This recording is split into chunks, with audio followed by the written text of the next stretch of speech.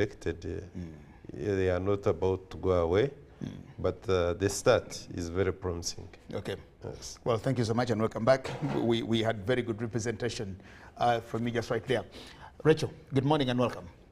Thank you. Good morning. Happy to have you today again. Thank you. And you're looking vibrant. But I haven't been out of the country. No, you haven't been out of the country, just like I have not been out of the country.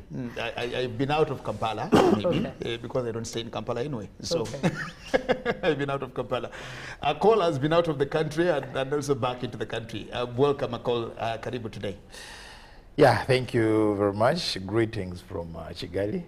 And of course, I was lucky that I was invited for 2 conferences. The African Union Language Academy in Kigali, and also the e-learning, Africa e-learning conference still also in Kigali. Yeah, but of course, Kigali is a very clean town. Yes, and of course, with now the mended relations with between Uganda and Rwanda. Yes, I think we can always look at Kigali as our second home. But the other issue is that, of course, traveling these days is very expensive, because you need to take PCR tests both here at Entebbe and in Kigali. Whereas in Uganda, actually, they made it simpler. That when you're returning, you don't need to actually retest. But in Kigali, they're actually still strict. Okay, and so you had to do that because COVID is still with us, and of Yeah, course, definitely, the new things that we need to adopt. Actually, I had to test because I had a PCR here, reaching the Kanombe airport in Kigali. Still, I did the same. Again, when we are coming back, so you can see. You had to do one in Kigali. Yes. And the tests are very expensive, $60. Okay. But you have to tell them, these are the new notices to the airmen, what they call the NOTAMs. But of course, that's what we have to go through. Let me start with you. Now that you've just returned into the country, there is a passport crisis in this country. And you're lucky you managed to travel out of this country. It is East Africa, yes. He went a little further to some other part of Southern Africa. But of course on the continent. Movement from Uganda to Kenya, Uganda, Tanzania, somebody can actually do it even without, I think, a passport. With the national ID. With the national identity card. But there's a crisis. All of us are not going to move within the region. If Rachel here wants to travel to some other part of the world today, and she has an old passport, there is that crisis. What do you think needs to be done, especially if we will ease movement of people onto the continent? Well, when it comes to the issue of the passport, in the first place, I would call upon our government to really sort out, fix that crisis. Because in any case, they are losing a source of revenue. Very many people still have the older passports and want to. Now, when you go to Entebbe, you realize that it is very busy with this Kadama business, people going to the Middle East to go and work. So now there are so many people now that are actually stuck who really want to go. I actually attended one of their conferences, one of their symposiums here at the office of the president on Wednesday. And I just got to know the statistics. They have 390,000 in the Middle East, those who go for externalized labor. They have 390,000. And one of the issues actually also battling and talking about was the issues of actually at the border points, especially at the airports. So you can imagine so many people really now that are going to be affected because of that. But again, also that side, of course, well, in East Africa, say for Tanzania, national ID can be accepted. You can use it to actually move to any part of the region. Say for Tanzania, because it's Tanzania, they are still strict, you must have a passport. Yeah, and normally people attend conferences, and you know, like the later on I said, Ugandans are last minute hustlers, that most of the people have the older passports. They will only think of renewing them when they get an invitation, maybe going for a UN conference, maybe going for an African Union engagement. But again, that calls, that takes us back to what was discussed in Kigali some time back, the Africa Free Zone trade area, where they were calling for removing of these artificial borders so that people can easily move from one country to another just using their national IDs. So this is, this should also be an eye-opener, that it has happened in Kampala. Next time it would happen in Abuja. It would happen in Accra. So the leaders should expeditiously work on this, that somebody actually with a national ID, I'm free to go to the ECOWAS region, I'm free to go to the SADC region, I'm free to go to Central Africa, I'm free to go to the Maghreb region. So the issue of the passport needs to be handled both at the national and continental level. Yes, that we should, yes, whereas government should expeditiously fix the crisis. One, they are earning revenue from the passports, but also they should also know that the young girls and boys who go out to work, because according to statistics, actually they contribute a lot of money that comes into the economy in terms of what they send to their relatives, in terms of taxes, in terms of the developments they make as and when they've gone to work.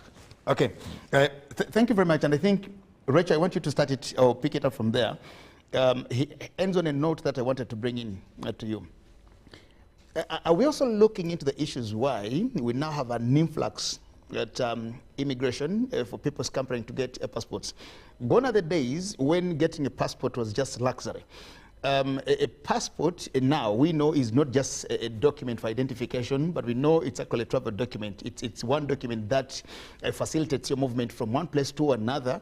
And just looking at the struggle now to get a passport and the congestion at the passport office and the crisis that we are in today, we've never had this. But of course, they'll let you know, they'll tell you, give you the statistics that majority of these people who are getting these passports, he called them the kadamas, is that you'll go and find these recruiting agencies getting passports for the so many people that they're actually taking for externalization of labor or externalized labor or whatever they are. Are we looking into all these things, and isn't it also worrying that this is how much all of us are struggling to get passports to actually find a way out of this country?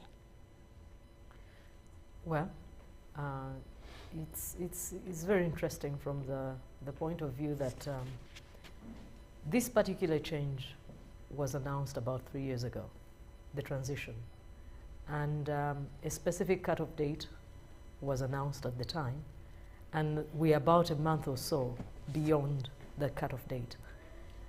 But our way of doing things is retrogressive, and not just the populace at large, but even the government itself. The spike in applicants for passports has been a growing issue for many, many months now. It could have been easily anticipated that their supply and the demand would not actually be tenable. I don't know if there are planners in these departments. I really don't know what the dynamics are, but this is a very Ugandan thing. The last Going forward, we have the planners, we have a department of planning, and maybe whether they plan or not plan is another thing. But you see, you don't know whether they are planners. They are planners. Okay. We are planners in this country.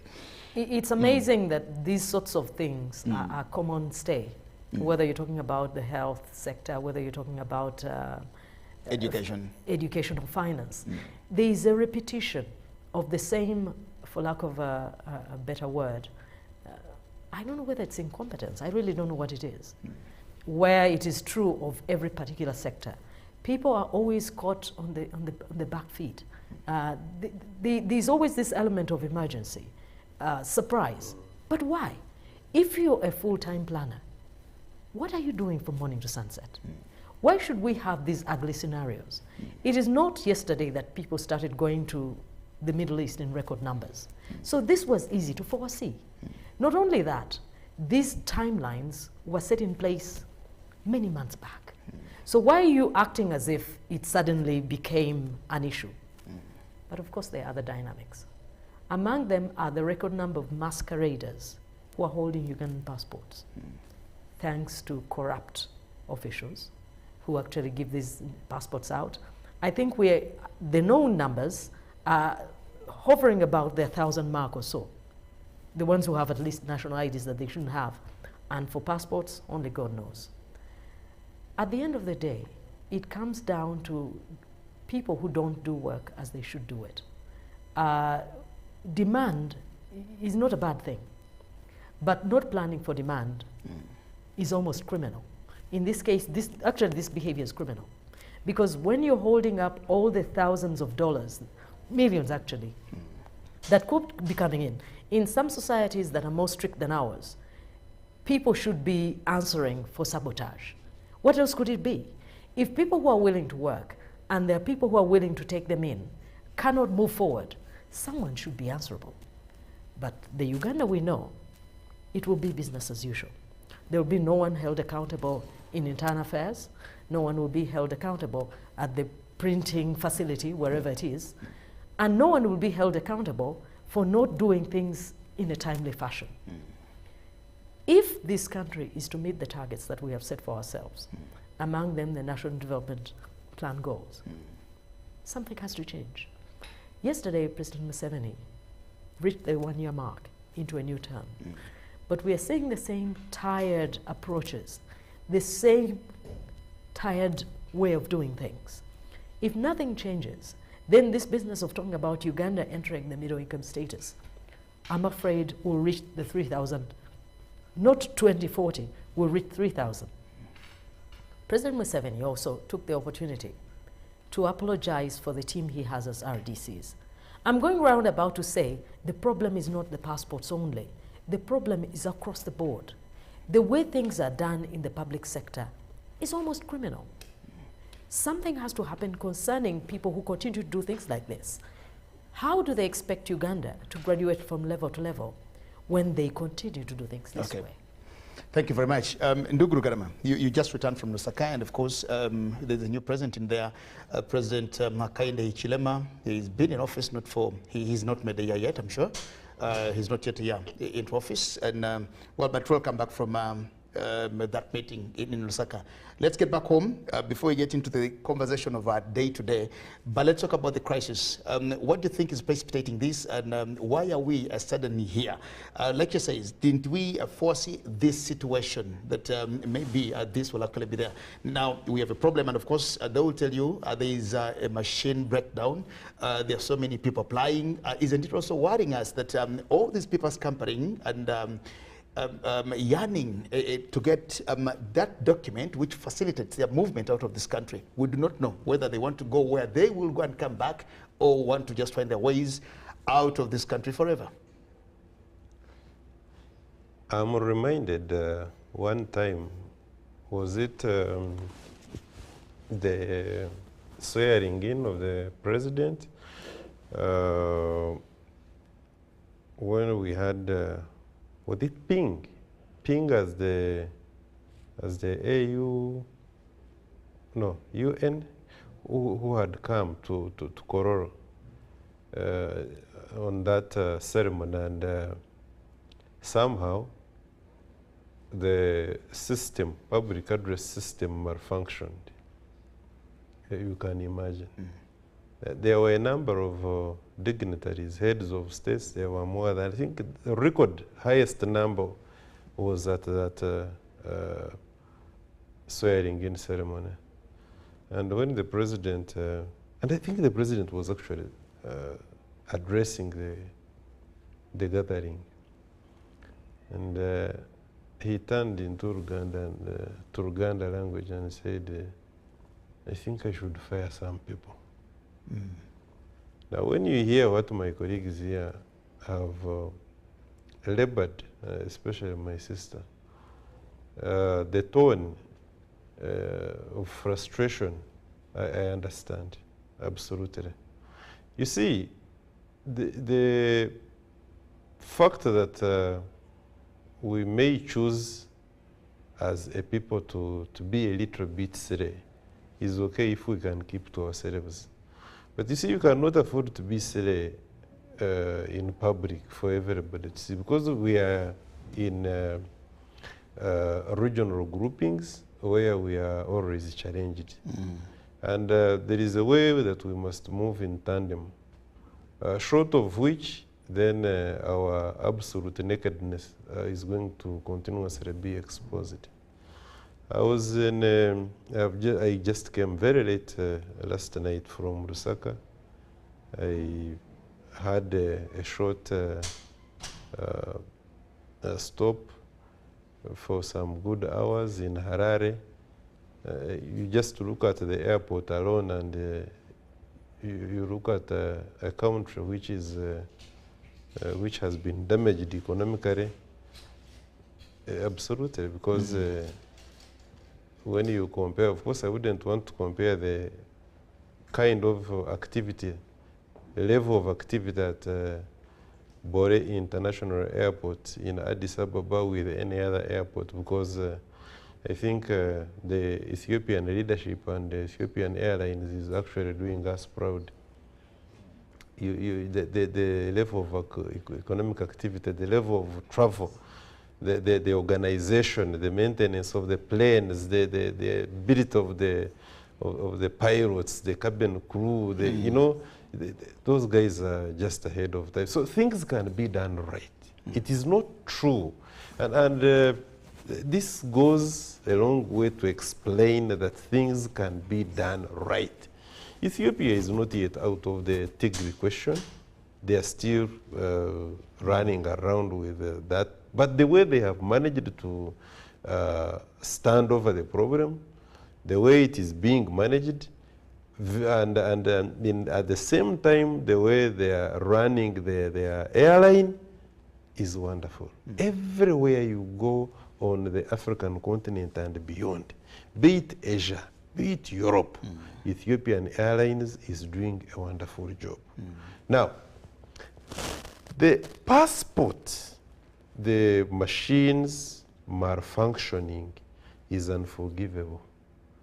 You see, we are at a point where export of labor, even when we are not exporting the most skilled labor, whatever we are exporting, and the problems, because last time we were talking about the problems that the labor which we export, especially the Middle East, experiences, the level of the magnitude, the sheer numbers that are moving outside of this East African bloc is on a rapid increase. And we cannot afford, even for an hour, to have a machine that prints passports malfunction, even for an hour. Now, when we have a situation whereby the authorities are telling you that we even don't know when this machine is going to come back to life, then there is a very big problem. I want to state that this is a time when, as a leadership and the African man, must take greater responsibility. Some people should have the courage to resign. If you cannot resign, supervisors must be kicked out.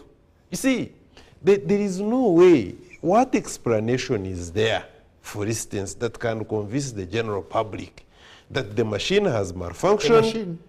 Just a machine. Because the next time they are going to tell you that now we are doing the printing in Dubai. And the cost of a passport, which was expressed from 500, half a million, is now 5 million. No, they will say 5 million, because what was the cost of replacing an ID? Was it not 50,000? Have they not proposed that it goes to 500,000? What is the justification? So don't get surprised that if you are very lucky, Comrade Jagenda and all of us here, you are going to be told that we are going to be doing it from Nairobi. And therefore, Express is now 1.1 million shillings. And in there, a group of thieves are actually eating. And they will want the machine to malfunction. It should keep like that for about a year. You see, Credit crisis. we cannot afford to run a country in this kind of manner. Time has come. See, there is when you go back to Zambia, where I'm just coming from, I managed to observe a few things. leadership and accountability. Accountability is part and parcel of leadership. We were attending an ECOSOC workshop, trying to legislate on the unconstitutional means of removing governments, be it military coups, be it legislating. You see, somebody can legislate constitutionally, you can amend. You can amend the constitution. That removes the government. But you see, you have done it and you say it is constitutional. But at the end of the day, the spirit behind the constitutional amendment is in itself unconstitutional, if I may use the word. But I will not go there at the moment. Let me just conclude on this by saying that there are, like my sister here correctly observed, there are a number of situations here in Uganda where we do not even have to blame the president. Yes, the president is the apex. And when you are head of a home, everything will always go to whether your son becomes irresponsible and the cows graze into somebody's garden, they will say, Mtawano wa Jagenda, anti ente zakoze eki. But it was not Jagenda who was grazing the cows, for heaven's sake. The young man has a responsibility to look after those cows. Point I'm making is that there are a number of things which are done deliberately here in this country. I don't know if it is with the intention of failing the system, or people have reached a point, some people within our society, unfortunately bestowed upon very responsible officers, have reached a point where they are doing things laissez-faire, and in a manner of speaking, they are painting a picture that actually we are failing. Even when we score, the score is not going to be seen. Let me conclude by saying that I was very pleased when I looked at here at Bore International Airport, almost, and this is almost a daily occurrence, the number of Somalis coming into the country, and the other block is the Middle East workers from Uganda. Now, I want to investigate and study, because when I was asking the immigration officers, they were telling, not the same numbers as you see them going to Uganda, they will also be going to Somalia, and then vice versa. They keep going and coming. Now, I want to study. And yet, I have always known that Uganda Airlines has got its busiest routes in Somalia. So I want to understand, this Mogadishu here, thank you so much. I want to understand the kind of economic activity between Uganda and Somalia. I thank you so much. Okay, thank you very much. Maybe let me start with you on this other conversation of talking about now we shift from passports. Let's get to our day's conversation, and we want to talk about civil society organizations in the development of Africa. Now you'll notice that we of course have governments, and that's number one. I talk about governments, we demand from governments, and we expect our governments to actually give us answers to all the things. You were in a meeting in Lusaka, the ECOSOC meeting, and of course you talk about how to stop or foil all the things. In 2013, when we launched the Africa Dream 2063, one of the flagship projects there was to silence the guns. And in that particular year, 2013, just before the launch of the Africa Vision, I think we had about 2 or 3 coups, and one attempted, and I think the other.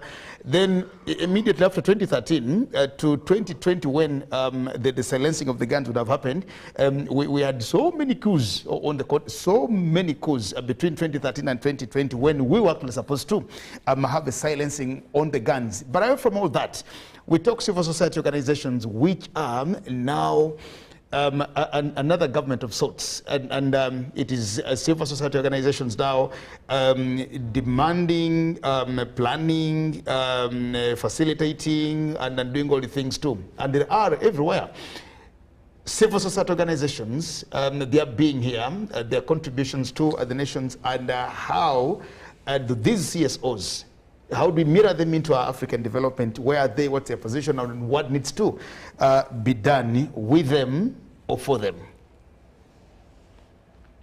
The meeting which I had gone to in Lusaka was a meeting organized by ECOSOC. Now, ECOSOC is the economic and cultural aspect of African Union that was constituted around 2004, I think, around 2004, by the Constitutive Act of African Union.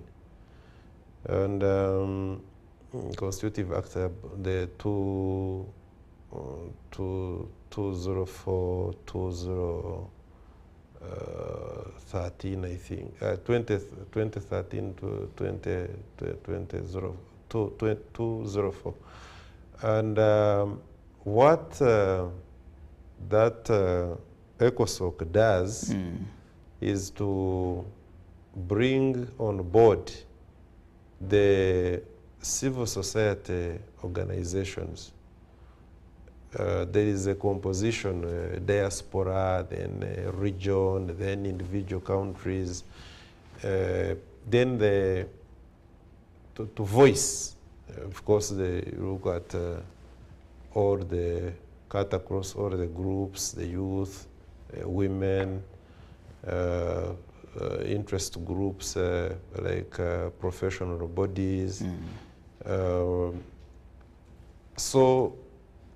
But maybe what is also critical there is that the role, when they have constituted themselves and they have got their secretariat, the secretariat, Zambia requested and the secretariat was given to them. So the ECOSOC secretariat is actually in Lusaka.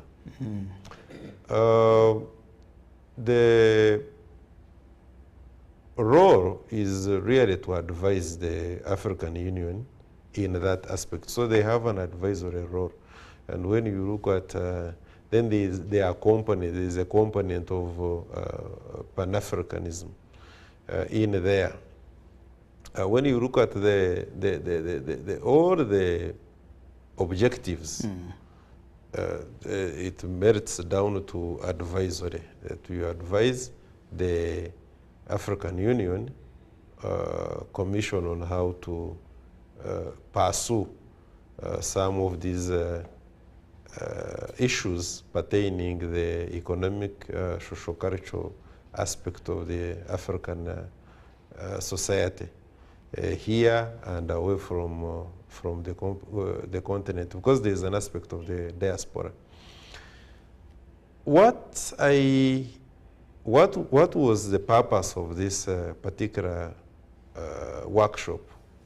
The purpose of this particular workshop is in line with exactly what you have just pointed out. We are drafting a legislation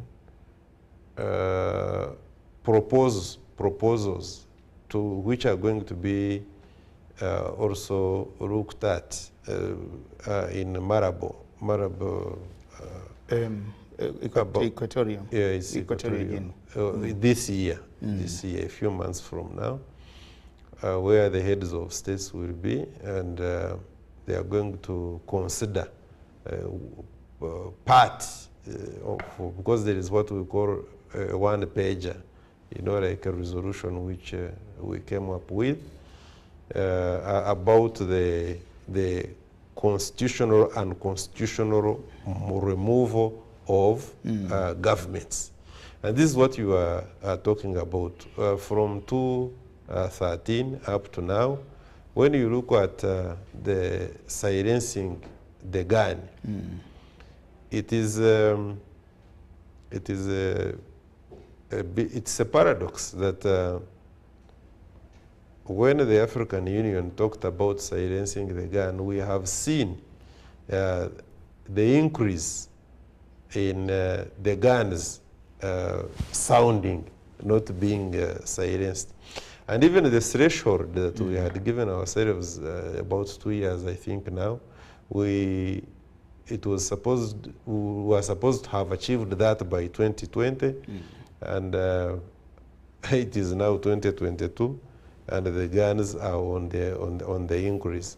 So in a manner of speaking, therefore, ECOSOC has tried to do its part, but what is so critical now about the African Union is what Osejefo, Dr. Kwame Nkrumah captured in his last book before he died.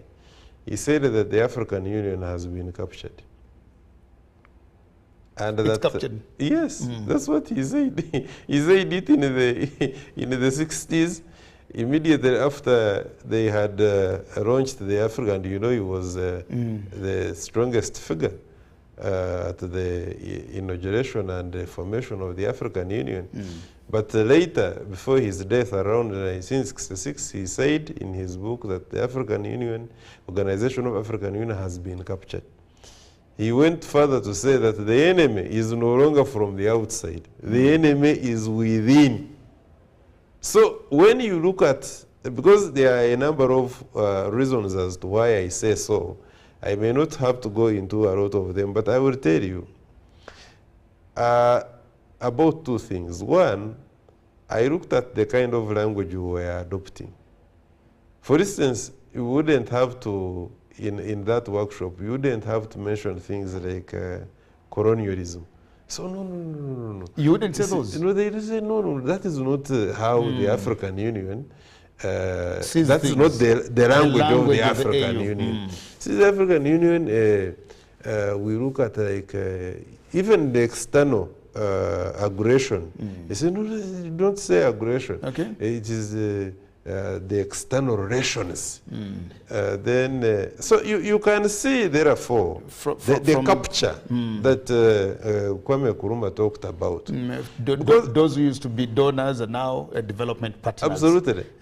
I don't know how many people, because I raised this issue and since I was requested, and I'm very sure that my colleagues, even at the top, because we had a representative of the chairperson himself, she was with us.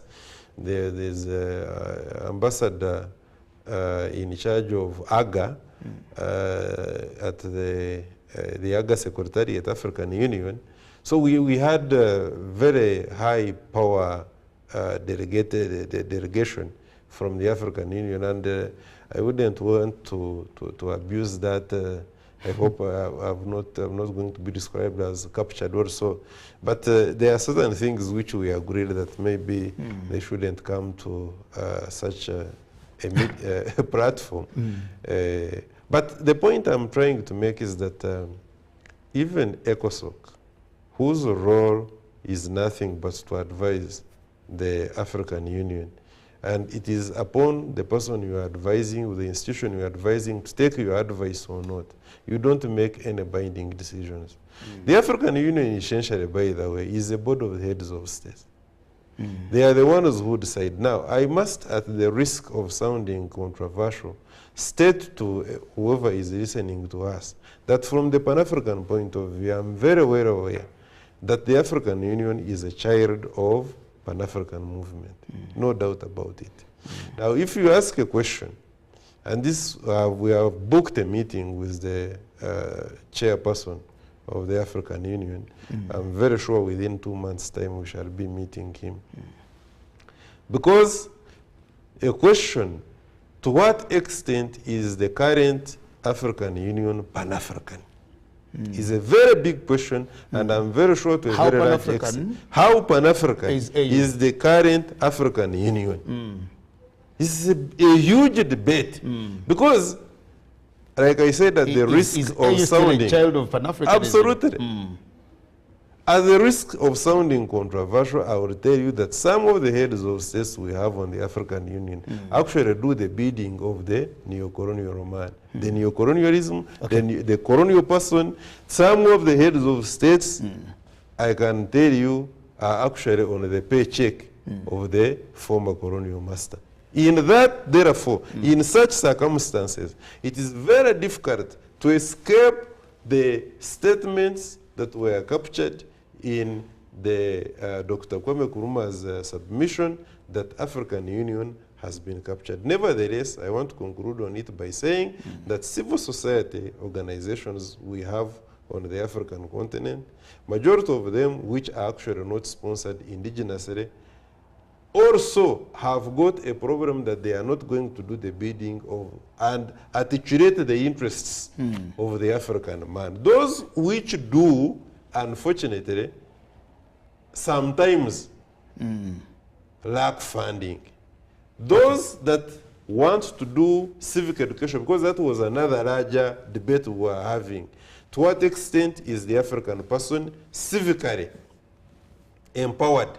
We have a problem that we will have less or none empowerment from the civic point of view. As such, therefore, when you have got a society that is civically disempowered, then you have got to get a number of decisions being made, including elections, not going right. Okay. Thank you. Ndugu Akol, let me come to you. And I think pick it from where Ndugu Rugarama leaves it here. Civil society organizations, and talk about the African continent or the African, and of course here is where it is now. When we talk African development, anything that we talk African, of course we know that the summit of our African issues is at the African Union headquarters in Addis Ababa, where we plan, where we have a vision that we're following, we have a dream that we keep talking about, and that is the Africa that we envisage, the Africa that we want to see.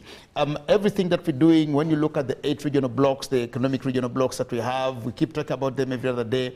When you look at all the other very good things that we keep building into, we want to see where we actually put Africa. We have regional parliaments, we have regional courts, we have regional outfits to help us achieve that good and the big African dream. Now we talk about Africa's development, African development, and we're talking about civil society organizations because we want to see them. We want to see them come from wherever they come from. And of course, they've been there, checked us on several different other issues. Let's talk about their role in the development of Africa. Where do we see them? Well, thank you, Comrade Jagenda. Maybe I want to start it from where Rugarama said that how Pan-African is actually the African Union.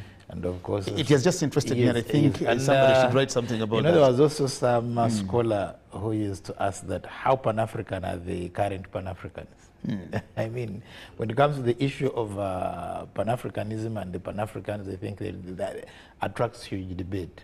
But what is very clear is that Pan-Africanism was built on African socialism. And there was, I think, a time people thought of why now that socialism is something that really has been overtaken by capitalism. Why don't we look at African capitalism? Yes, so that really we can, the Pan-African principles or the direction, we can have a paradigm shift from what the Nkrumahs envisaged to what exactly is and how we can really. Yeah, in terms of language, incidentally, I'm also a scholar of language. You know, there's what we call diplomatic language. Because, you know, when, like I normally say that what cattle keepers speak when they are grazing is not what they speak when they are milking. Because when it comes to milking, people, you have to wash your hands, you have to be clean, and so on and so forth. So if really the African agenda is to really fit into the global agenda, we also have to use the diplomatic language. How really do we engage these people without necessarily really losing our principles? Now, back to the issue. The civil society in Africa has played a significant role in some countries. And I'll divide the countries in Africa depending on the basis of their colonial masters. Now, when you look at French Africa or the Francophone countries, you realize that the civil society and civil awareness in those countries is very low. That is why you find that actually majority of the coups we've had on the African continent are from the Francophone countries. You are from the Francophone countries. But when you go to the British Africa, that is the Anglophone, you realize that things to do with human rights, constitutionalism, rule of law are high. That really people are really conscious of what exactly is really going on. And this now brings me to the very region Ndoguru Garama has been SADC. You see, what is happening in SADC, I think SADC really is a region where they've had minimal, if not zero, coups. Why? Because you realize that it is a region that the majority of the countries there are Anglophone, but also it is a region that you realize that they are into things to do with the constitutionalism and so on and so forth. Like what happened in Malawi a few weeks ago, where the army even joined the masses in demonstrating, demanding that, look here, the cost of living has gone high. If it was in any other region, that was a coup. That was a coup already. But because they come from a region where coups are not accepted, you really, yes, the army supported the people, but they eventually went back to the barracks. And Lazarus is still in what? He's still the president, Chakwera. Now, on the other issue, still looking at the role our civil society has played.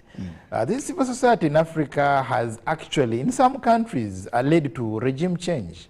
For example, in Zambia, whereby we've seen a number of times where really the civil society has actually caused much awareness, so much that really people have said, look here, I think we're enough with this regime, let's try this. The civil society in places like Kenya, it has also come in to actually mend fences. You remember during the 2007-2008 post-election violence, this civil society came out, yes, to prevail and say, look here, let's see how we come together as a country. But my only worry is whose interest are the civil society? Whose interest are they moting? Yes. That is the other issue. We had a scenario here in Uganda. We had a group called SOPNU, Civil Society Organization for Peace in Northern Uganda. I happen to have actually participated in the activities. But one thing that was actually coming out clear is that they were perpetuating and developing the dependence syndrome. That these are people who are coming out from war, but you take them to hotels. Okay. That even when they want to construct a pit latrine, you have to write a proposal. Now, for a pit latrine. For a pit latrine. Now, are you empowering the people, or you are actually? And this this giving was business to people, minting money, and these are the same problems that were encountered in Karamoja. That when the civil society, Karamoja had the biggest presence of civil society organization, but during that time, they had a number, that's when they were hit by famine.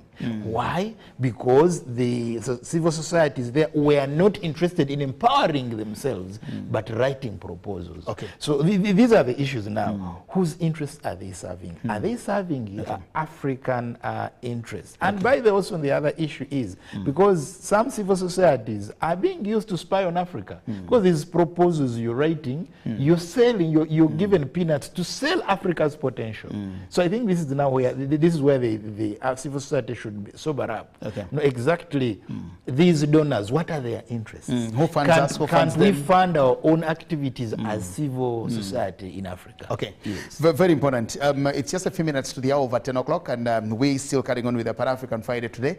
And I will just request, gentlemen, that we take a break. And when we come back from the break, we'll, of course, pick it up there with Rachel Takali. We also need to hear a perspective to the conversation here over civil society organizations onto the development of African continent. You just left a very good and a very valid issue there. Whose interests are the civil society organizations voting? Who is funding the civil society organizations? And of course, we can say they are bad or they are good. We just need to look into what they do, and we want to know how much of that helps develop this good and great continent of Africa, and of course, building into the Africa dream that we all want to achieve. We'll take a break and return shortly.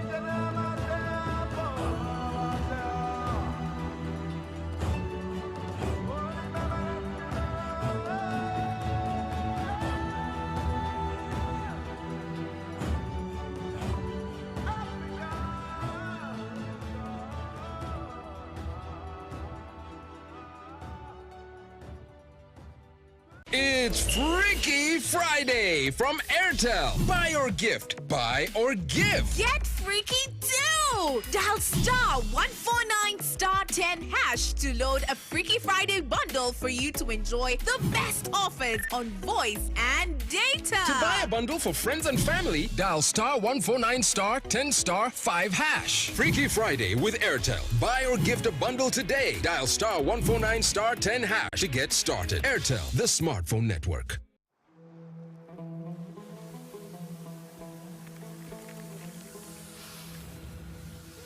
A World Cup in the desert? The first one in the Middle East.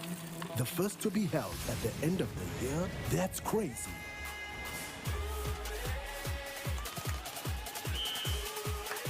Get ready for spectacular moves, high-flying saves, unbelievable goals,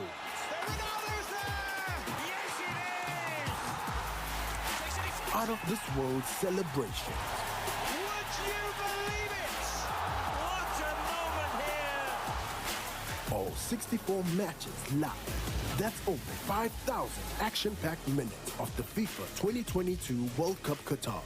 Now that's crazy. Catch all the action only on SuperSport, your world of champions. On Go TV. Love it. It's no secret that ICT makes learning easy. The strides made in our field could not be possible without it.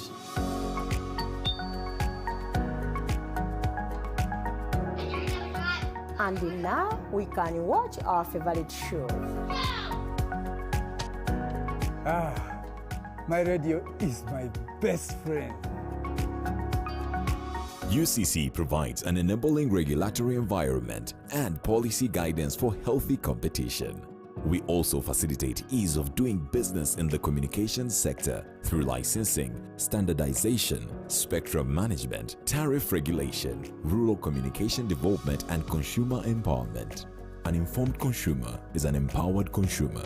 UCC supports local content and innovations. Driving the development of a robust communication sector in Uganda is Uganda Communications Commission.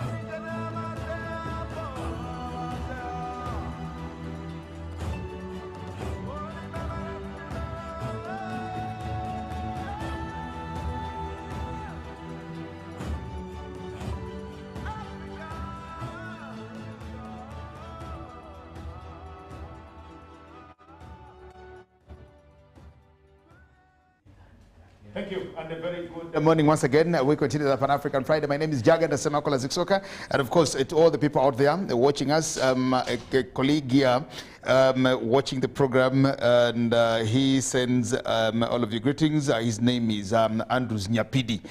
He says, thank you so much, gentlemen and ladies in studios, all of you, too smart, and of course, he's following the conversation. Thank you, Ndugu, Andrews Nyapidi. He's with us. Rachel, we took a break, and of course, you are the one coming on next to hear from you. Let's talk about civil society organizations and their role in the development of our continent. I'm of the opinion that really where we need to start is what is civil society.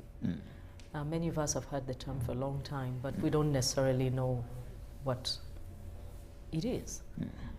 Civil society, by definition, is really a space that has been created over a long time.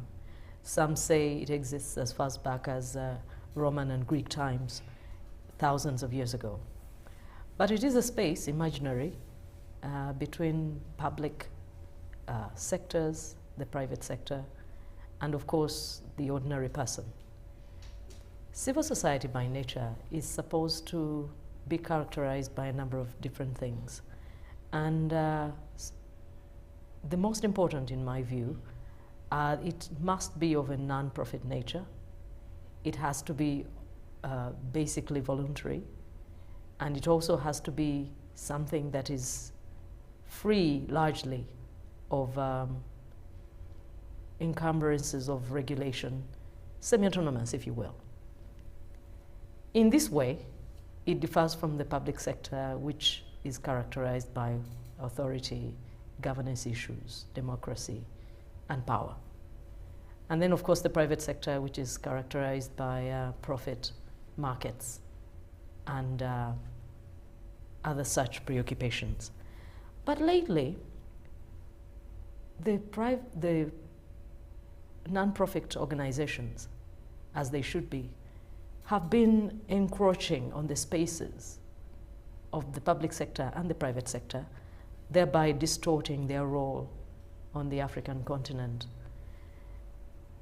Civil societies began as we know them today in the African setting, in the modern African setting, towards round about the beginning of the colonial era. And in many African societies, that is round about maybe the early 1900s or so on. Civil society at the time was largely efforts such as Bulungibwansi, because they were voluntary. Bulungibwansi was a community effort. And there were a number of other such outfits. Some of them came together for burying of fallen colleagues and so on and so forth. In the beginning, the civil society in Africa was resisted by the colonialists. For their own interests, they wanted to entrench themselves in power and in authority and so on. I'm trying to get to where we are. What is the role? Their role largely in the past, pre-colonial society, was really social welfare in terms of overseeing the norms, traditional practices, and so on and so forth.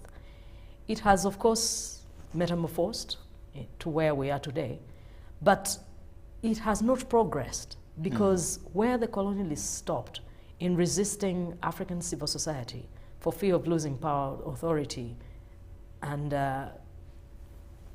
general oversight over the affairs of society has been replaced by our governments as we have them today. The post-colonial era was overtaken by military strongmen and the one-party state. Those were not friendly to civil society. So largely, the post-colonial era did not see a significant growth in civil society for those reasons. In about the mid-80s to mid-90s, African governments began to find a way to create more space for political competition. It was not being nice on their part. Those were the dynamics. And of course, somewhere along the way, towards the late 80s, the Soviet Union began to unravel. And as you know, many African governments had aligned themselves with socialism or communism in some form or shape. When that collapsed, they had to find a way forward. They found themselves entering unsavory alliances with the capitalists, which is the Western world as we know it today. And because civil society was caught between stagnation and a rapid progress to a sort of negotiated, it was not even negotiated, an unsavory transformation to a sort of capitalism which has some overtones of socialism, along with strongmen politics, civil society has suffered. I said that where the colonies stopped is where present governments have begun. The role, therefore, of civil society today is not what it should be. It has been curtailed. It has been caught up by the problems that my colleague here talked about. The founders of civil society have also imposed themselves on that space. We're talking about the Western world in particular. They have superimposed the interests of African society in the forms of civil engagements by transposing their agenda on us. So between the transposition of the Western world agenda on civil society and the excessive regulation and other abuses of our governments, civil society is not doing well at all. And of course, lately, funding has been shrinking because of COVID-19, among other factors. And because they have never set their roots down, they really don't have incomes of their own, they cannot be independent in the way that they're meant to be. So they're not profit-making, but their profits must be in terms of propagating the agendas of their funders. We have prominent examples of what civil society can do. In recent years, we have seen what happened in Egypt when Hosni was thrown to the wayside. We know what happened in Tunisia. Those were not armed rebellions. They were civil society resistance of governments that they did not want. More recently, we've seen Sudan, but even in South Africa, the anti-apartheid struggle was very much a civil society force. And there are others, the force that took Mobutu, but even the force that brought NRM to power was very much a civil society sort of engagement mixed with military confrontation. Their role has been largely political engagement. But civil society has also been active in health, environmental issues, religious causes, and so on and so forth. So it is present in every arena of human endeavor. But the political role, by and large, is the most important, their footprint in political terms. But then, because of that, they have also run into trouble with the powers that be. So much so that we know what is pertaining at this time. We know about Chapter 4. We know about how the government is at odds with non-government organizations at this time. They say they have been overreaching themselves and entering into the political space, and yet they must be superintending to other matters. That is, of course, a debate for another day. Their role has never been defined truly in African terms. That's why we're here. Who needs to define their role? We. Do they define their role, or somebody needs to define their role? Civil society, as it should happen, is defined by the people, not by external actors and not by the government. Because the causes that define civil society are causes that you decide. You wake up one day and you say, look, the green lights at the traffic stops must now become purple. Green is not good for Uganda, so we, as the people of Uganda, who subscribe to this cause, are going to push it until the end. It is not for the government to tell us that the people of Uganda need red as part of the traffic lineup. Not even the people of Europe. Civil society, in its truest form, is an individual aspiration. The hopes and the needs of individuals that reach a consensus and become action after a debate. Okay. So the fact that Africans have been weak in reaching these conclusions for themselves is why they're always overtaken by others. Okay. And where that engagement meets governance issues is where the contention always is. Very good. Nduguru Karama, I think Rachel here makes a very good and important point of first and foremost understanding what these civil society organizations are and of course why they're here and who defines their role. For example, you just talked about ECOSOC and quite a number of those. Now you'll notice that in 2003, civil society organizations sat in Maputo. And they came up with what they call the Maputo Declaration on Agriculture. And they said, if we'll go forward, we need at least all our African budgets for all our continents, all our national budgets to fund agriculture up to 10%. Now, you'll notice that 2003, it's now 20 years later, and none of us on the continent has actually managed to beat that. Then you'll go to the Abuja Declaration of, I think, 2014, the Abuja Declaration on Health, which also pushes or advocates for 15% for our national budgets. Now, these are workings of civil society organizations. In 2014, there was a revisit, still I think in Malabo now, in Equatorial Guinea, to revisit the 203 Maputo Protocol of still enforcing and saying, where are we until this day? And you will find that we have several over these protocols that we've had in there. But when it comes back to individual governments, of course, Government X will tell you, we have an agenda. We have a manifesto, we have an agenda, we have our own aspiration, and this is where we want to go. Now, civil society organizations say, if we will develop Africa, then we need to see that our budgets increase to this percentage for this particular thing. Our individual governments have different aspirations and all the things. And the question here should be, how should we work together?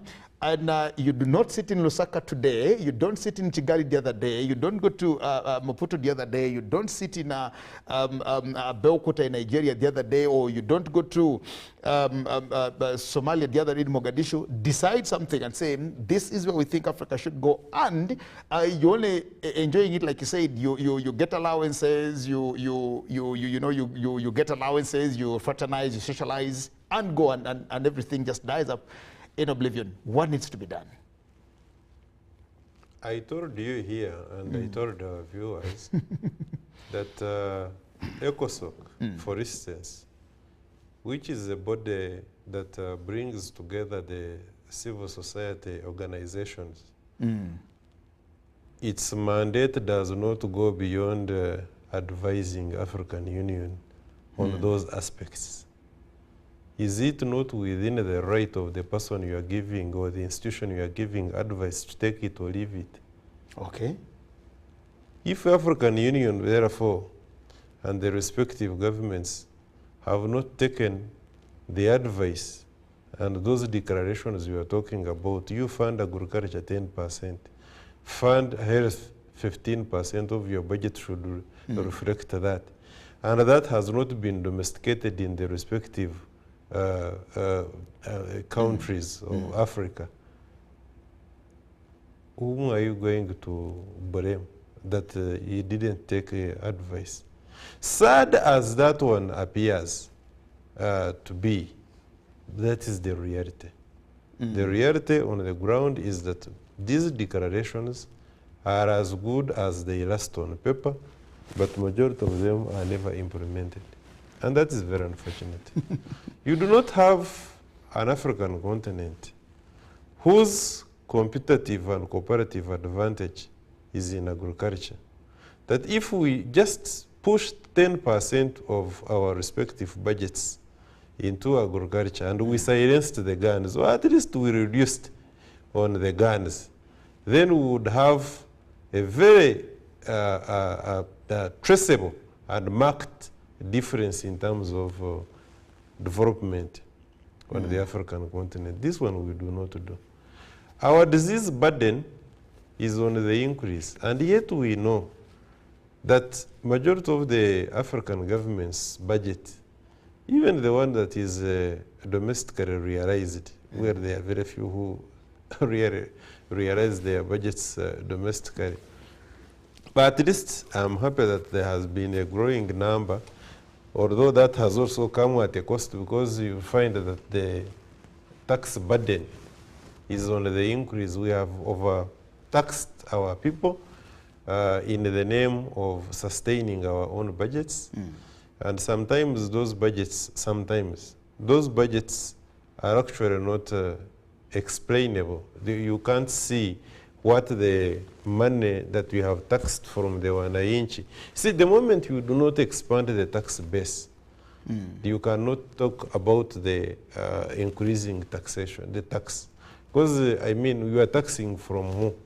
You will end up getting into the bone after you have eaten out the entire flesh and the human, the whole structure is going to collapse. So the truth of the matter is that, and I loved the historization. Rachel historized the civil society. Now, the dilemma we have is that the civil society that she was talking about is not the civil society that we have now. No. The civil society which the Burunjubgas which she was talking about, and I wish we had kept with that, modified it if we wanted, improved it if we wanted, but this is not the civil society that we have. No, the civil society that we have is this one, which is like, in the words of the late Robert Mugabe, which has transformed itself into, and this is not the eco-soccer now, this has transformed itself into some sort of government. That and she talked about that also. In wanting to act in the political spaces, the civil society that we have has gone into kind of checking onto the asking political questions and entering the civic spaces. The kind of message, for instance, which they come up with, because you see, for instance, in Uganda, it is the mandate of this Human Rights Commission to do civic education. But you see, do you know how much it would take in terms of budget allocation, in terms for Human Rights Commission to do even a quarter of its job in civic education? Majority of the decisions which we get wrong, be it in elections management, is as a consequence of lack of, inadequate, lack of, or absolute not doing any civic work. So the spaces, the social, political, economic spaces that civil society would, because ordinarily, by the way, civil society is supposed to be an alternative in propagating and explaining, covering those spaces where the typical government and probably private sector, which is profit-driven, do not have time to occupy. But we have got the non-government organizations, the community-based organizations, the engaging in activities, sometimes, which is actually true, sometimes which is true, of the epsonage. That because somebody pays them, somebody pays some of these organizations, either they have crystallized their activities around undermining the family life. You know, because majority of these so-called feminist civil society organizations, women, children, youth, human rights organizations, African society is formed around values. For us, and of course, rights is just a small component of the African values. That automatically the rights come within when the values are actually realized. But because we don't set the agenda in the civil, majority of the civil society organizations that we have on the African continent are not ours. They are not what Sister Rachel was explaining. Then we have got he who pays the piper calling the tune. That the agenda is not yours. You look at a spectrum of all these civil society organizations. You look at them, be it in the arena of women, youth, and what have you. all of them, they draw their budgets. Whom do they submit those budgets and proposals to? This is what Okoro was talking about. You know, at the end of the day, by the way, this is what civil society managed to do, especially in the developing economies on the African continent. They had developed a culture of laziness, that it was very impossible, contrary to what Madame Rachel was talking about. In Burunji Bwansi, you would call people by sounding the drum. They would come and they would put up a bit latrine, they would clear their road. Now, if that is the definition of a civil society, or at least an example of a civil society, I will tell you what would happen, used to happen, or still is happening with the kind of civil society organizations that we had. You would go to northern Uganda, you would go to eastern Uganda, and you will find that, for instance, USAID or whoever it is, they are calling for the local people. When the local people come, each person is going to go home with an allowance of, say, 20,000. And the leaders are going to take home 50,000. Now, that in itself, you, Jag, and any other person, you will never call a meeting where you don't have 10,000. Even if you want to discuss the most of the important issues that affect the community, they will ask you for allowances. Now, the issue of allowance, which was introduced by our civil society organizations in our societies, has created that spirit of where you do not have money, you cannot bring an issue that is going to be entertained and resolved by society. You see the dilemma we are creating? That is one. Two, the kind of society organizations that we have, we are also doing a bidding by, we are given a new term now at African Union. It is called external, external what? External actors, the external actors, that they are called external actors now. So what happens is that those external actors, and you see, at one time, that money, civil society money, would come through the line ministries. Do you know they refused that? Of course, the argument was that line ministries would hoard part of the money, which is actually true also, partly true. But at the same time, the person who was releasing the money would not have the agenda fulfilled by that civil society organization if the money was going through a line ministry where there were so many eyes. So it would make a lot of sense to push that money direct to, say, I don't want to mention some of these organizations, but we know them, yes. And when therefore, because at one time, as a Pan-Africanist, at one time I went with, Uganda was at the helm of cramping down on these civil society organizations. Then I went and I confronted some of these colleagues of mine in security. And I was like, you people, what do you think you are doing? Then they also confronted me with evidence, which I'm not at liberty. What do you think they are also doing? Which I'm not at liberty to share. To share here. And I was like, you mean this is done? I was like, yeah. So, although some civil society organizations are clear, they are doing a wonderful job, and I applaud them, there are those civil society organizations on the African continent that are directly paid by somebody whose intention is to do away with our family unit, to make sure that the issues of empowering a certain section and disempowering some sections of society is achieved.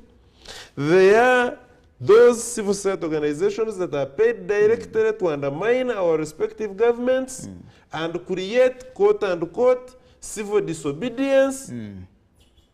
Therefore, it becomes very critical for us as we analyze the role of civil society organizations in the development of Africa to be keen on whose civil society organizations these ones are, who draws the money from where, what activities are carried and who supervises before we point a finger at some of our governments which seem to be cramping on this civil society. Although it is also true that some governments on the African continent actually do, either for fear or for whatever other reasons, clamp down on these civil society organizations. To run away from accountability. But the truth be told, that we have a lot of work.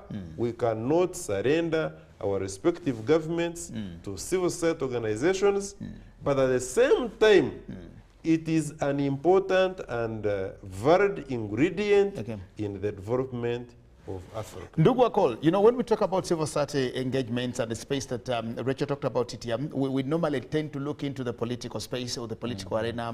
We demand for human rights, we demand for democracy, we demand for quite a number of things, and of course, accountability back and forth.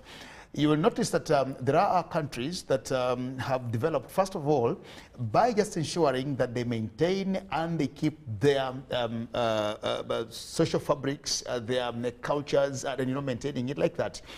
When you talk about the Asian tigers, for example, I'm sure you've read Lee Kuan Yew's books, The Singapore Story, and From Third World to First World, and there are quite a number of things that he pushes in there. When you look at his book specifically, From Third World to First World, he talks about quite a number of things in there, and you see that they first of all maintained their fabric, as the cultural fabric as Singapore people. Go to China, for example, where a culture to them is at the peak of it. We've negotiated, we've talked about all the things. India. Now, you will notice that we have quite a number of civil society organizations on the continent that are used to import another culture into our systems here. And you find them struggling, using all the laws, using all the governance issues, using all the constitutionalism to actually now bring in another culture that none of us believes in, and you know, because it's civil society organizations. And once you do not push for it, then of course it causes a lot of issues. And we are looking at these CSOs as drivers to our intended development. What do you think needs to be done, especially when it gets to those?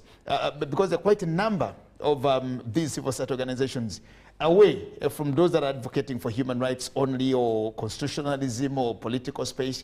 But there are even those others that are bringing in things that none of us to believe in. And when the countries come out, or the governments come out to legislate against some of these activities, it also causes issues. Yeah, you know, the civil societies in, or especially, let me just call them the NGOs in Africa, are almost have the same character, that they will always be active towards elections. That's when you'll form a lot of noise, and maybe after elections are very few.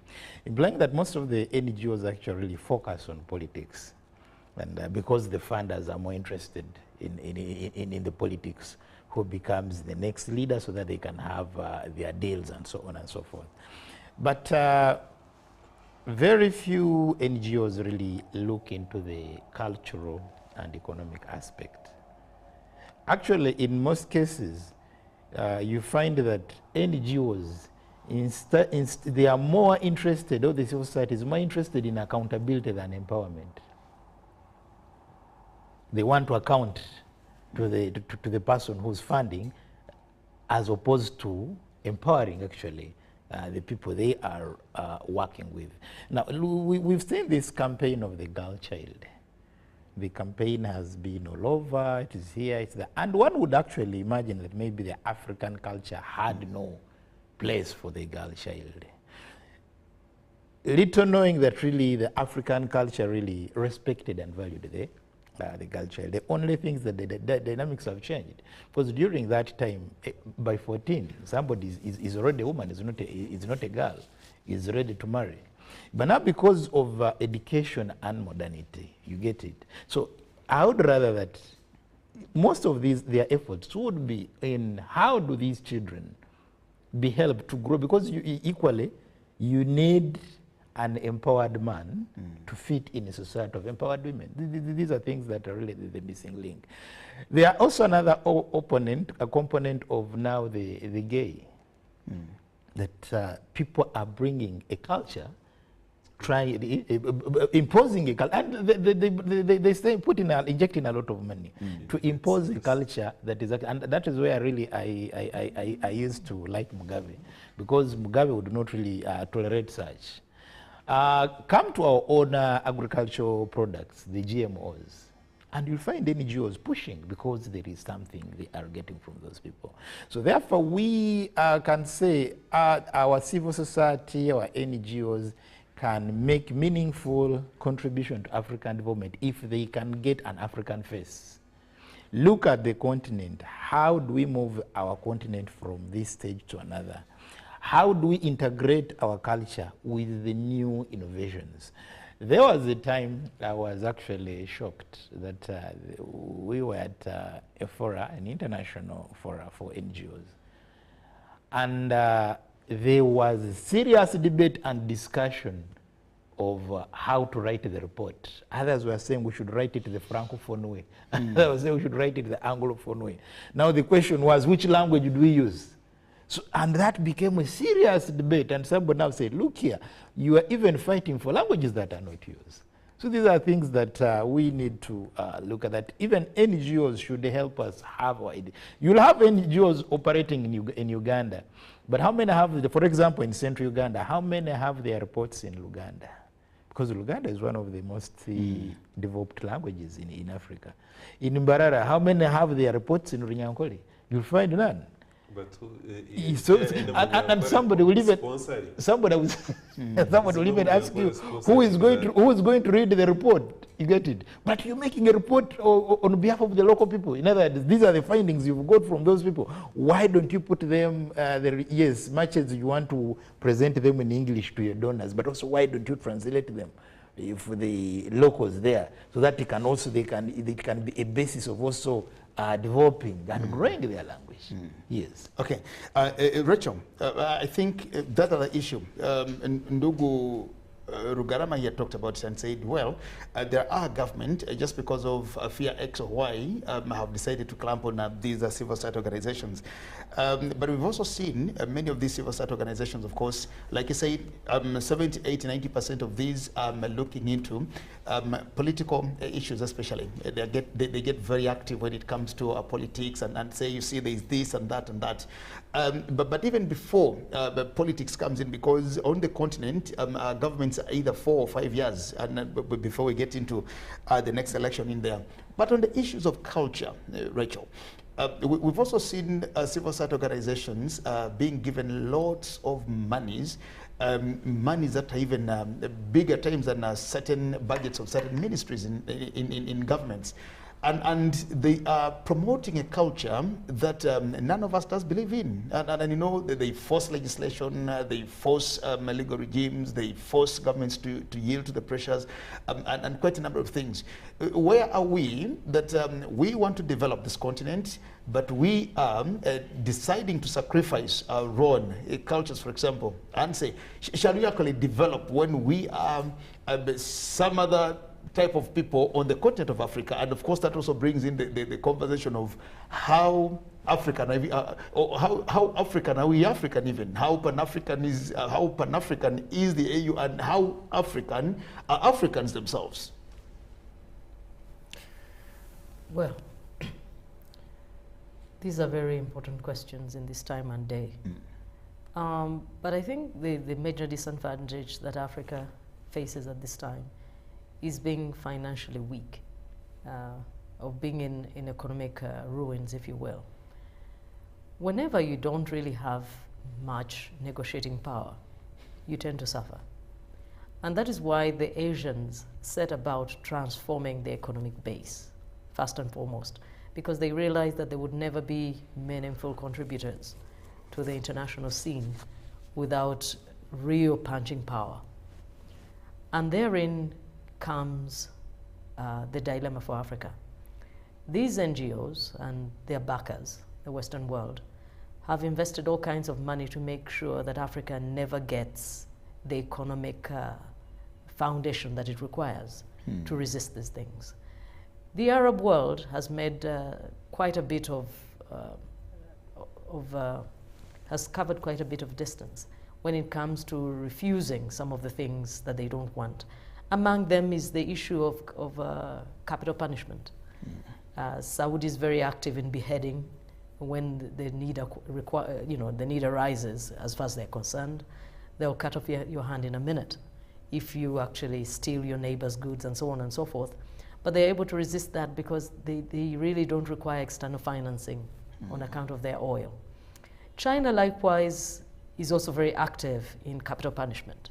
You will be sent to a firing squad if you're caught with drugs and, in some cases, even corruption. And they're not taking anyone's instructions because they can fund their own way. So until we solve the economic question, we will continue to be in this state. Many of these people, I started by saying that NGOs should be characterized by the fact that they're not profit-making. But like Nduguru Garama just pointed out, the NGOs of today, or the civil society of today, has nothing to do with society of 2,000 years ago. These ones are profit-making. That is why they can afford the big cars, they can afford large offices, they can afford external visits at will. That's why they are very elitist. It is very well-heeled individuals who are at the helm of these things, well-educated people and so on and so forth. They have no resemblance to the true concept that civil society is. So these people concentrate on the job aspects of civil society. They're employed forever. Some of these people, these civil society organizations, have had the same people at the helm. I'll not name any. But I wonder, how come they insist that the leadership of these countries should change when they don't change? I'm not saying that our political leaders must not change, but I'm saying that the governance issues that are true of African society are also true of the NGOs. They also, like Nduguru Garama pointed out, they also don't want the government tracing their true source of funding. They don't want the government looking critically at their agendas. So the very things that they lecture our governments about day in and day out, they're also guilty of. So these NGOs have also lost legitimacy. They claim that our governments have no legitimacy. Neither do they. Because if I don't choose who should head you, why should you choose who heads me? So the issues that they once had the social capital to propagate, they no longer do. Now they concentrate, like Nugu Akol said, they concentrate on developing the kind of agendas that can be funded by Western backers. Now it is not about Jaginda's health. No. It is about importing abortion rights. Because that is what America will fund. That is what Denmark will fund. Even when we say in Uganda that abortion is full-scale slaughter, they will not listen. If they are so interested in the welfare of Ugandans in health terms, they should concentrate on stopping malaria, that is the single most important murderer of Ugandan children. If you want to move Uganda forward, concentrate on agriculture. But no, they are concentrating on saying homosexuals must have front and center exposure, and we say we don't want that one. The problem is the fact that our economic base is weak. They will never invest in moving us forward an inch in economic terms because an empowered person cannot be ordered around. So we are stuck in a place where civil society must have a certain role, like you pointed out, but not the kind of role that we see today. Certainly not in economic terms. So they know what it would take to move Uganda from where we are to where we need to go, but they're not investing there. The causes have become superficial, they have become unpalatable, they have become untenable, and a shadow of what civil society should be. That is why we no longer take them the way we should. Yes, it is good if you push up the fact that our societies are being environmentally degraded, but no one will put a lot of money there because that will transform the society. It is good to talk about the fact that if children don't go to school, a society cannot advance, but they will not put meaningful money there because it doesn't advance them in the end. Even as I end this particular submission, the issue, for example, between Ukraine and Russia is not the Donbass region. It is economic dominance.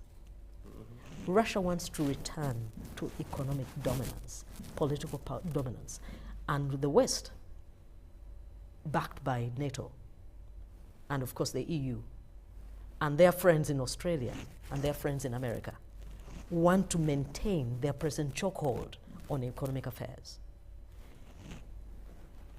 Kwame Nkrumah was stifled because he knew that is what Africa needs. Mugabe was stifled because he knew that that's what Africa needs.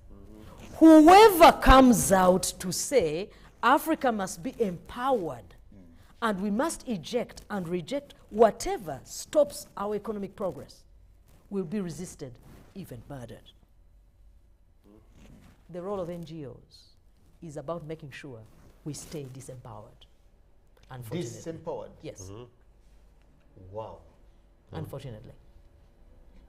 Ndugu Rugarema, NGOs are just disempowering us, like Ndugu Wakwala actually submitted and said, theirs is accountability to the funders. They want to see that they actually account to whoever gave them the monies as opposed to empowering the communities where they do much of this work. Because you would think and imagine, yeah, they complement or supplement on what their governments do, but at the end of the day, it is about what the reports they send back as opposed to who would actually manage to empower all the things. You see, if we do not take deep studies in some of these situations, then we miss the point. The tiger economies that were talked about here, Malaysia, Singapore, South Korea, when you go there, I have had opportunity to visit a few, and you look at the presence of civil society organizations,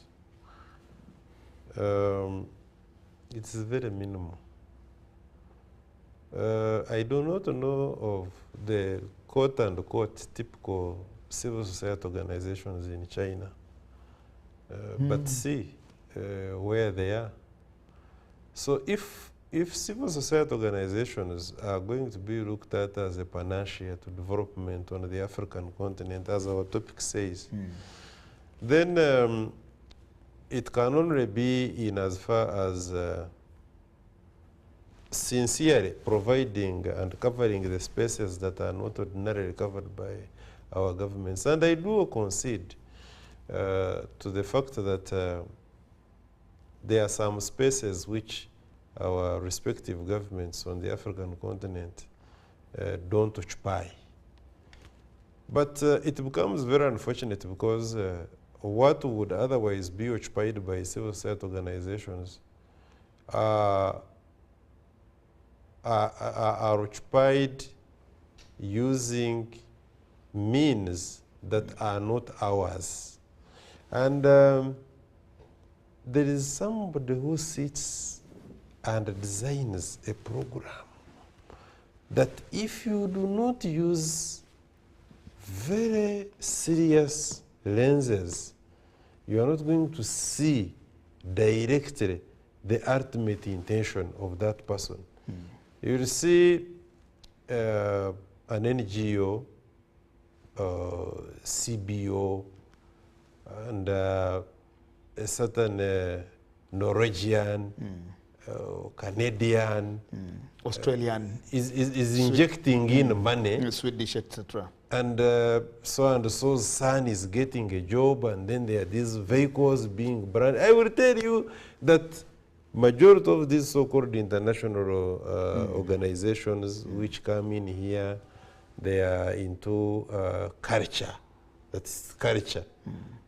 It is to study your culture and see how to weaken your culture at the expense. You see, let me tell you, when we admitted here that there was a culture of communal solving of a problem on the African continent, and that one has been taken over by an NGO coming in and paying money to a community, that in the absence of the money being paid to a community, they are not going to have any communal meeting. Nobody does and they are not going to resolve anything. Your culture has been usurped. That culture has been built below. You are no longer going to pride in the culture of coming together. You are going to pride in the culture of getting money which you do not generate. So, Question is, we remain Africans without the where African culture. do you get the money which you are giving the community day in, day out? You, who according to the definition of Rachel, and conventionally, as we know, NGOs are supposed to be, you are not a profit-making body. Who gives that money? Now, that is something that we must seriously study and ask ourselves. Then there is the other thing. These contradictions must also be looked at. But I have already hinged myself that we have got some civil society organizations which are really doing a good job. For instance, I remember when we were almost losing our Mavera forest, and our Mama Mavera, Beatrice Anywa, with these NGOs to do with preservation, environment, and they came. When you look at the cases that have come up, Teen 1, Teen 2, our former lecturer, Philip Karugaba, environmental law, used to be very good there. You can see that these NGOs in that line, when we look at the extraction of oil in Kavari, in Hoima, and the spillover effects, and these NGOs come up and say, please, you must put measures in place to make sure that we do not disadvantage the people, let them also benefit. You can see that that's where we want to be. But the contradictions I was talking about are here. That civil society organizations would agitate for space, media space, for instance, that the voices of the people must be heard, information must be available to the wananchi.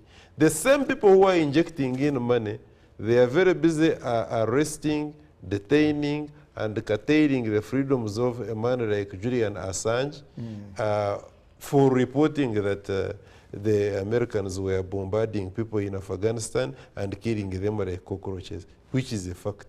But they want, therefore, you now, through their sponsored non-government organizations and civil society organizations, to say you cannot, every information must come out. And the people are entitled. No, that's not how they run governments. Societies cannot be managed that way. Yes, information is important, but not every information must come into the public arena. I want to conclude here by saying that civil society organizations, especially on the African continent, cannot truly and wholly be relied on as a panacea for economic, social, and political development. Their agenda, especially the civil society organizations that we have now, is so much unknown to the wananchi and the governments that it would be tragic for us not to check them. Let them go on, but they must be checked. Okay, we're winding up. Rachel, let me hear your final thoughts on this before Cole also does his closing remarks. I think I want to differentiate civil society from non-government organizations. Civil society predates non-government organizations by thousands of years. People have been organizing around causes that are dear to them for a very long time. It is not a Western preserve.